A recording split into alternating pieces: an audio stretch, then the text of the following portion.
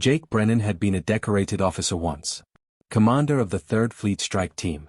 A man who'd saved entire colonies from pirate raids. But that was before the order came down, before command told him to glass a settlement of 10,000 civilians because a handful of rebels were hiding there. He'd said no. Simple as that. Just, no. They'd stripped his rank in front of the entire fleet. Tore the insignia right off his uniform. Called him a coward, a traitor, a disgrace to humanity. Then they'd shoved him in a shuttle with 3 days of water and dumped him on the Ashmark moon, a volcanic wasteland where the air itself could burn your lungs if you breathed wrong. It was supposed to be a death sentence. A quiet one. No execution, no media storm. Just another officer who died in service and would be forgotten by next Tuesday.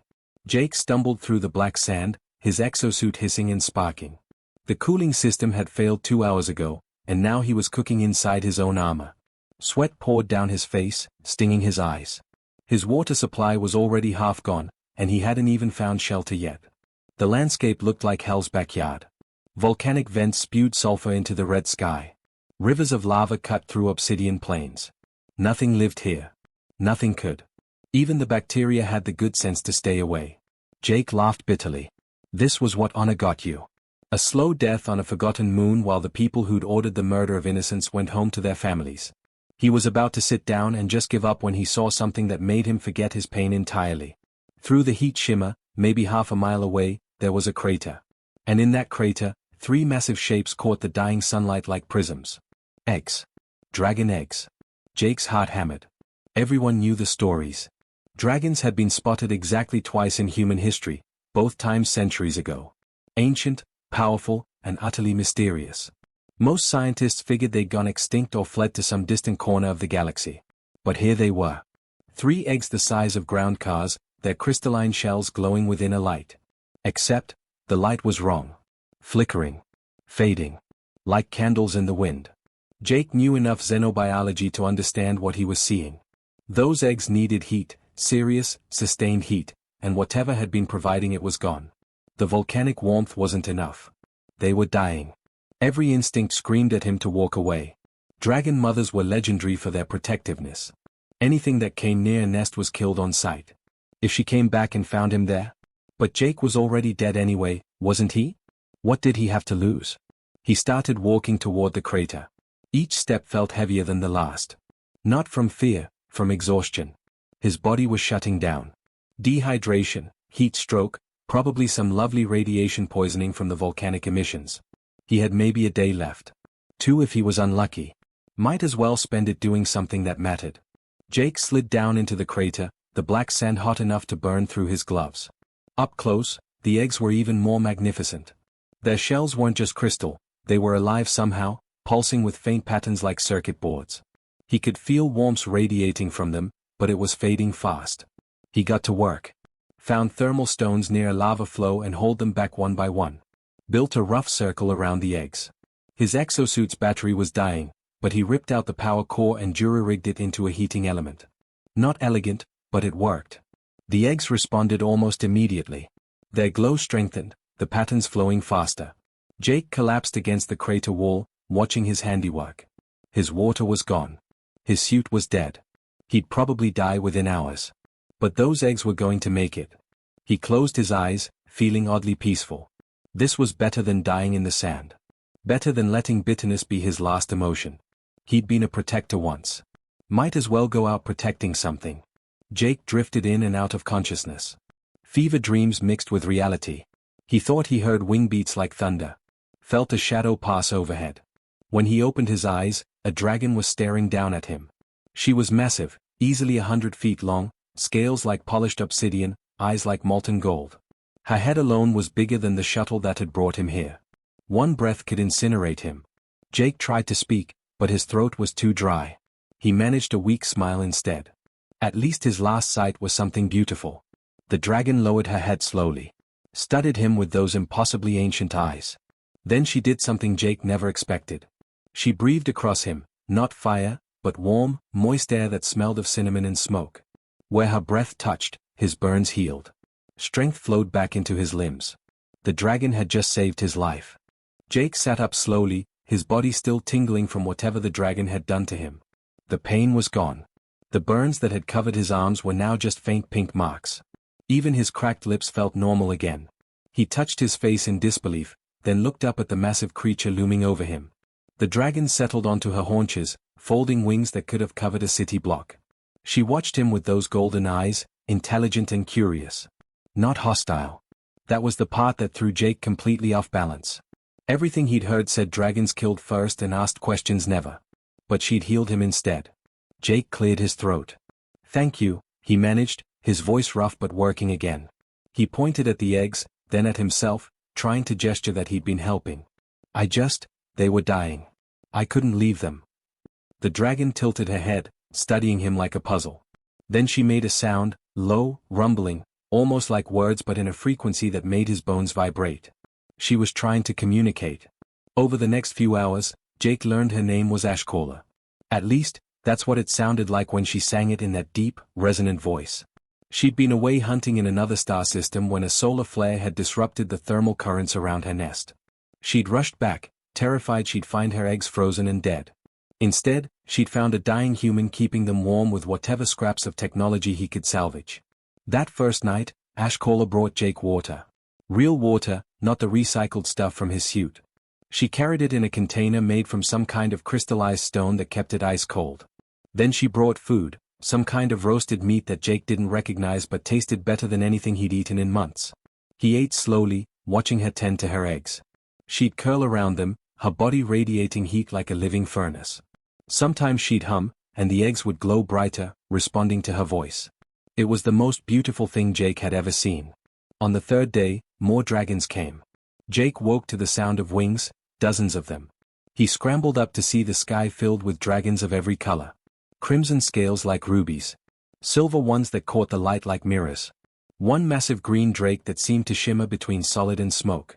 They landed around the crater, forming a circle. Jake's heart hammered. This was it. They'd come to decide what to do about the human in their territory. But instead of aggression, there was curiosity. They approached one by one, sniffing him, examining the crude heating system he'd built. One younger dragon, her scales a brilliant copper, chirped at him playfully, like a dog wanting to play. Ashcaller spoke to them in that bone-deep language, and Jake understood somehow that she was telling his story. How she'd found him dying. How he'd used his last strength to save eggs that weren't even his species. The dragons began bringing him things. A better shelter, carved from volcanic rock. Technology they'd salvaged from crashed ships over the centuries, stuff that actually worked. One ancient drake brought him a translator device, cobbled together from a dozen different alien species tech. When Jake activated it, the world changed. Suddenly he could understand them. "Why did you help?" the copper dragon asked, her voice young and bright through the translator. "Humans fear us. Hate us. Why would you give your life for our young?" Jake thought about it for a long moment. "Because they needed help," he said finally. "That's all. I was a protector once. That doesn't stop just because my own people threw me away." The dragons went silent. Then Ashcaller spoke, her voice heavy with meaning. "We remember everything, Jake Brennan. Every interaction our species has had with yours. Every kindness. Every betrayal. We remember the human scientist who died shielding our wounded from his own military. We remember the colony that sheltered our young during the plague wars. But we also remember the hunters. The slavers. The ones who stole eggs to sell as curiosities." She moved closer, her massive head level with his. "You had every reason to hate the universe. To let bitterness consume you. But you chose different. You chose to protect. That is rare. That is precious." The weeks turned into something Jake never expected, peaceful. He became the nest guardian, accepted by creatures that could reshape planets. Every morning he'd check on the eggs, monitoring their temperature and the patterns in their shells. The dragons taught him their language properly, not just through the translator but through touch and shared experience. They'd rest their heads against his chest, and suddenly he'd see memories that weren't his. Ancient forests on worlds that no longer existed. The first flight of a wormling. The taste of starlight, which apparently was a real thing dragons could sense. In return, Jake told them stories. About Earth. About the ocean and mountains and the way snow felt on your tongue. About honor and duty and why he'd chosen exile over murder. The dragons would listen for hours, their eyes glowing softly in the darkness. "Your species is broken," an old gray drake named Stonewing told him one night. "Powerful but fractured. You have the potential for greatness but you keep choosing cruelty. Why? Jake didn't have a good answer. Fear, maybe. We're young as a spacefaring race. Still figuring things out. Making a lot of mistakes. But not you, Stonewing said. You figured it out. I got lucky, Jake replied. Had good teachers. A mother who taught me that strength means protecting, not dominating. A commander who showed me that real courage is standing up even when it costs you everything. The eggs grew brighter each day, their shells thickening. Jake could feel movement inside now, little thumps and shifts. Life, getting ready to enter the world. He'd never been happier. Or more terrified. Because he knew this couldn't last forever. And then the scanners picked up ships in orbit. 20 warships, all bearing the Terran Defense Corps insignia. They'd come for him. And they'd brought an entire fleet to make sure he didn't escape justice. Jake stood at the crater's edge, watching the ships descend through the atmosphere like falling stars. Ashcaller moved beside him, her presence solid and reassuring. They will try to take you, she said quietly. I know. We will not let them. Jake turned to face her, this magnificent creature who'd saved his life. You can't fight them. Not for me. I'm not worth starting a war. Ashcaller's laugh rumbled like an earthquake. Jake Brennan. You still do not understand. You are worth everything. And we never forget warmth. The eggs started cracking during a meteor shower. Jake had been watching the warships position themselves in orbit when he heard the sound, sharp, crystalline, like breaking glass but musical. He spun around to see hairline fractures spreading across the first egg's surface, glowing from within. Ashcaller, he shouted, but she was already there, moving with impossible speed for something so massive. The other dragons gathered close, forming a circle around the nest. This was it. New life, about to enter a world that had suddenly become very dangerous. The first wormling broke through with a tiny roar that was more of a squeak. Storm, Jake would name him later. His scales were deep blue-black, like a thundercloud, and his eyes opened to reveal swirling silver irises. The little dragon tumbled out of his shell, wings tangled, legs not quite working right. Jake didn't think. He just moved. Dropped to his knees and caught the wormling before he face-planted into the volcanic sand. Storm was warm in his hands, no bigger than a large dog, but already weighing close to 80 pounds. The wormling looked up at him and chirped, a sound of pure trust and curiosity. Hey there, little guy, Jake whispered, carefully untangling the delicate wings. Welcome to the universe. Sorry it's kind of a mess right now. The second egg shattered moments later. This one emerged with more confidence, ember, scales like molten copper, already trying to breathe fire and only managing small puffs of smoke. She tumbled straight toward the lava flow, and Jake lunged, scooping her up with his free arm. Now he had 2 baby dragons squirming in his grip, both trying to climb up his chest. Ember's tiny claws dug into his shoulder as she perched there, chattering excitedly. Storm wrapped around his other arm like a scaly bracelet, his tail whipping back and forth. The third egg took longer. Dawn, the smallest, seemed hesitant. Jake could see movement inside, shadows shifting behind the glowing crystal. He set Storm and Ember down carefully. They immediately started wrestling each other, and approached the final egg. It's okay, he said softly, placing his palm against the warm shell. I know it's scary. Big universe out there. But you've got family waiting. You've got me. And I promise, I'm going to keep you safe. The shell cracked under his hand, and a tiny silver snout poked through. Dawn's scales were opalescent, shifting colors in the light like oil on water. She was more cautious than her siblings, taking her time to emerge, studying everything with wide amber eyes. When she finally stepped free, she walked straight to Jake and pressed her head against his chest, right over his heart. He felt something click into place, a bond deeper than words. These weren't just creatures he'd helped. They were his now, and he was theirs. Ashcaller watched with eyes that somehow looked wet, if dragons could cry. They have chosen you as nest father, she said through the translator. This has never happened before. A human, bonded to dragons at their hatching. Jake looked down at the 3 wormlings. Storm had climbed onto his head and was trying to make a nest in his hair. Ember was attempting to set his boots on fire, her little flames finally catching. Dawn simply stayed pressed against him, purring like a jet engine. I didn't do anything special, Jake said. Just cared about them. That is everything, an ancient green dragon named Wind Whisper said, moving closer. These hatchlings will carry the memory of this moment forever. When they are grown, when they are ancient, they will remember the human who steadied their first steps. Who caught them when they fell. The next few hours were chaos. The wormlings were bundles of energy and appetite. They ate everything: volcanic minerals, chunks of meat Ashcaller provided, even some of Jake's ration bars, which they seemed to think were delicious despite tasting like cardboard. Storm kept trying to fly before his wings were ready, launching himself off rocks and expecting to soar. Jake spent half his time catching the little daredevil before he crashed. Ember discovered she could spark flames if she sneezed, which she found hilarious and did constantly. Dawn was quieter, but she had a habit of disappearing and reappearing behind Jake, practicing stealth even as a newborn. Jake taught them like he taught raw recruits back in his military days. Patience, encouragement, letting them make small mistakes so they'd learn. When Storm finally managed to hover for 3 seconds before tumbling, Jake cheered like the little dragon had won a medal. When Ember managed to actually aim her fire instead of setting random things ablaze, he praised her until she puffed up with pride. But all the while, those warships hung in orbit like a death sentence. The dragons held a council that evening. Jake sat with the wormlings curled around him. They refused to let him out of their sight, while the adults debated in their rumbling language. He caught enough through the translator to understand the problem.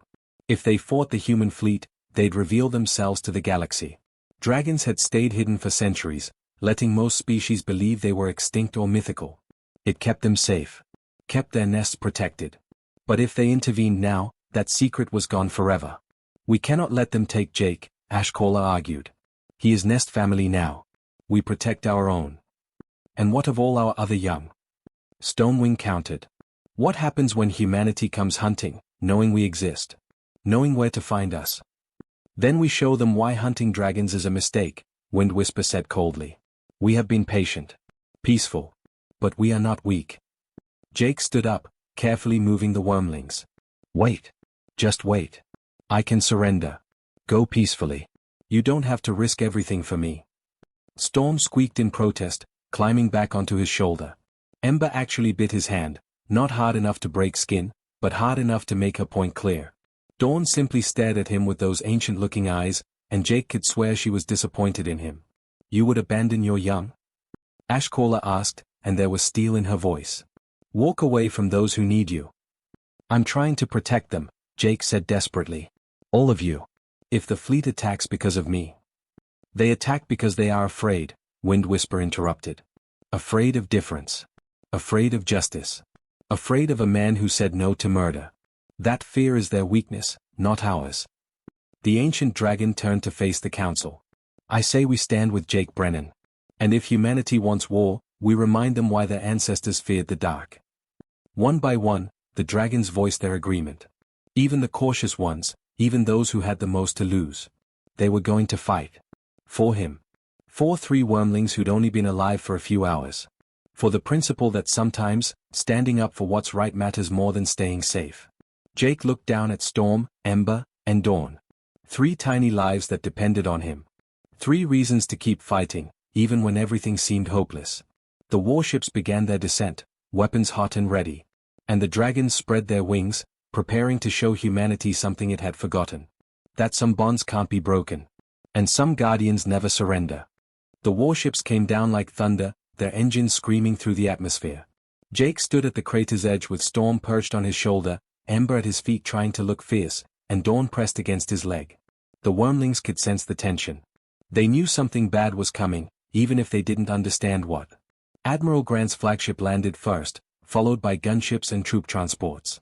Hundreds of soldiers poured out, weapons raised, forming a perimeter around the valley. Jake recognized some of them, people he'd served with, fought beside. Now they were here to kill him. A booming voice echoed through speakers. Jake Brennan. You are under arrest for treason, desertion, and violation of direct orders. Surrender immediately and face justice. Jake laughed bitterly. Justice. That's a funny word coming from people who wanted me to murder children. The dragon stood behind him, a wall of scales and ancient power. Ashcaller stepped forward, her massive form making the gunships look like toys. She didn't roar or threaten. She simply stood there, and that was enough to make every soldier take a step back. Admiral Grant himself walked forward, his face hard. Jake had met him once, years ago. Grant was a political officer, the kind who cared more about orders than people. He stopped 50 feet away, eyeing the dragons with barely concealed fear. So the rumors were true, Grant said. Dragons. Real dragons. And you've allied yourself with them against your own species. I allied myself with beings who understand honor, Jake shot back. Something you wouldn't recognize if it bit you. Honor doesn't give you the right to disobey orders. Orders to commit genocide? Yeah, it does. Every time. Grant's jaw tightened. The rebels in that settlement killed 3,000 of our people. They had to be eliminated. 10,000 civilians, Grant. Families. Kids. You wanted me to kill them all for the crimes of maybe 20 people. I said no. I'd say it again. Storm chirped on Jake's shoulder, a sound almost like agreement. Several soldiers stared at the wormling, their weapons wavering. This wasn't what they'd expected. They'd come to arrest a traitor, not face down dragons protecting a man and his. Were those baby dragons? This doesn't have to end badly, Jake said, louder now, addressing all the soldiers. I'll come with you. Face whatever trial you want. Just leave the dragons alone. They've done nothing wrong. You think we're afraid of oversized lizards? Grant sneered, but his voice cracked slightly. He was afraid. Everyone was. Ashcaller spoke then, her voice translated through the device on Jake's belt. We are not lizards, human. We are the memory of this galaxy. We were old when your species discovered fire. And we remember every kindness and every cruelty. She took a step forward, and the ground shook. We remember the scientist Thomas Chen who died shielding our wounded. We remember the colony on Kepler 442b that sheltered our young during the plague wars. But we also remember the hunters. The slavers. The ones who stole eggs and let hatchlings die for profit. Grant's face went pale. That was centuries ago. Different people. Memory does not die with time, Wind Whisper added, her green scales shimmering. Your species has potential. But you squander it with fear and cruelty. Jake Brennan represents what you could be. And we will not let you destroy that. Stand down, Grant ordered the dragons, his hand moving to his sidearm. This is your only warning. Or what? Jake asked. You'll shoot? Fire your missiles? Go ahead. But know this, you fire one shot, and you declare war on a species that can bend physics. Dragons don't just breathe fire, Grant. They manipulate gravitational fields. They can collapse your shields with a thought. Your weapons? They'll stop working before they even fire. It was a bluff, partially. Jake didn't know the full extent of dragon abilities. But he'd seen enough in the past weeks to know humanity was outmatched. Grant hesitated. Behind him, soldiers were whispering, pointing at the wormlings. Storm had climbed down from Jake's shoulder and was playing with Ember, the two of them tumbling over each other like puppies. Dawn watched the soldiers with curious eyes, tilting her head like she couldn't understand why everyone was so tense. They're just babies, one soldier said, loud enough for Jake to hear. A woman with sergeant's stripes. We came here to arrest a traitor, not threaten children. They're dragons, not children, Grant snapped. They're 3 hours old, Jake said quietly. They've never hurt anyone. Never even seen another human besides me. Is this really what we've become? Threatening newborns because we're scared. He could see it working. Doubt spreading through the ranks. These were good people, mostly. Soldiers who'd signed up to protect humanity, not gun down babies, dragon or otherwise. That's when the assassin struck. Jake didn't see where he came from. One moment he was talking, the next a figure in black armor burst from the crowd, plasma blade ignited. The assassin wasn't aiming for Jake. He was going for Dawn, the smallest wormling, the easiest target. Time slowed.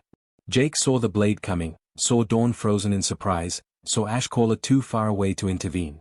His body moved before his brain caught up. He threw himself between the assassin and the wormling, arms spread wide. The plasma blade punched through his chest like it was paper. White-hot pain exploded through him, cauterizing as it burned. Jake gasped, tasted blood, felt his legs give out. He hit the ground hard. Above him, Storm and Ember were screaming, high, piercing cries of distress. Dawn rushed to his side, her little claws scraping against his face as she tried to understand why her nest father wasn't moving. The valley erupted in chaos. Ashcaller roared, a sound that shattered gunship windows and sent soldiers to their knees. Dragons launched into the air, surrounding the fleet ships, their eyes blazing with fury. But they didn't attack. Even in their rage, they held back, waiting. Jake couldn't breathe right. Each gasp sent agony through his chest. But he could see Dawn's face right above his, her amber eyes wide and terrified. He managed to lift one hand, touched her snout gently. It's okay, he whispered, blood bubbling on his lips. "You're safe. That's what matters." Admiral Grant was shouting, his face pale with horror.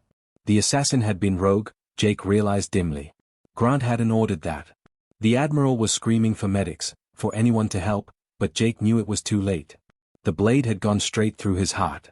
Storm and Ember pressed against his sides, their warmth fading as his vision darkened. Dawn was crying, actual tears running down her scales. Jake wanted to tell them it was okay, that they'd be fine, that Ashcaller would take care of them. But the words wouldn't come.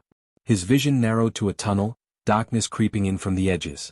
The last thing he saw was 3 wormlings, the creatures he'd died protecting, surrounded by their mother and a dozen ancient dragons who were chanting something in their deep language. Memory binding, Jake's fading mind supplied. They were trying to save him the only way they knew how. Then the darkness took him, and Jake Brennan died in a valley on a forgotten moon, surrounded by the only family that had ever truly mattered. Jake Brennan's body lay still in the volcanic sand, 3 wormlings keening over him while their mother and the ancient dragons completed a ritual humanity had never witnessed. The chanting grew deeper, resonating through the ground itself, and the air shimmered with something that wasn't quite light or heat but felt alive. Admiral Grant stood frozen, his command in shambles around him. Soldiers had tackled the assassin, a political extremist who'd infiltrated the Corps months ago. But it was too late. The damage was done. Grant stared at Jake's body and felt something break inside him. This wasn't justice. This was murder. And he'd brought the murderer right to the target. The dragons ignored the humans completely now, focused entirely on their work. Ashcaller pressed her foreclaw against Jake's chest, right over the wound that had killed him. The other dragons formed a circle, their voices blending into a single harmonic frequency that made reality feel thin and flexible. Light began to pool around Jake's body. Not normal light, this was crystalline, living, pulsing with memories and emotions. Storm, Ember, and Dawn added their tiny voices to the chorus, instinctively understanding what was happening even if they couldn't explain it. "What are they doing?" Grant whispered to his second in command. "I don't know, sir. But sensors are going crazy. Energy readings are off the charts. It's like they're rewriting physics." The light intensified, becoming almost blinding. Then it condensed, flowing into the ground beneath Jake's body. The volcanic rock began to shift and grow, crystals forming and spreading, weaving upward in geometric patterns that hurt to look at directly. They weren't just building a monument. They were creating something living. When the light finally faded, Jake's body was gone. In its place stood a pillar of living crystal, 10 feet tall, its surface swirling with colors that seemed to move between dimensions.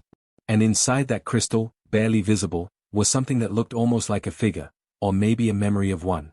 Ashcaller lifted her head and spoke, her voice carrying across the valley. The translator on the ground, Jake's translator, still lying where he'd fallen, crackled to life.